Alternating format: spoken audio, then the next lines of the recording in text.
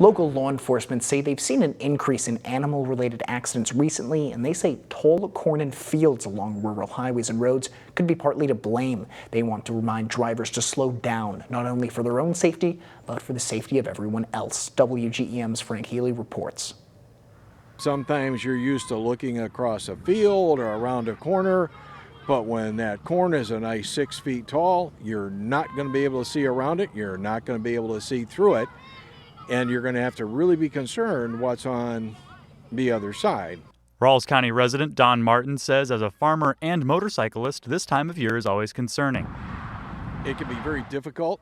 It's definitely a safety hazard, you could say. Rawls County Chief Deputy Ron Hott says every time you round a corner you can't see through because of crops, anything could be on the other side, including farm implements. As we come into the harvest season, corn's really starting to get pretty high, and if you notice, I think the number of accidents are up, specifically with wildlife. A lot of deer running, and people don't necessarily see them coming through the field, they're popping out. He says that's why they want drivers to remember to slow down and stay in your lane when taking corners to make sure everyone is safe.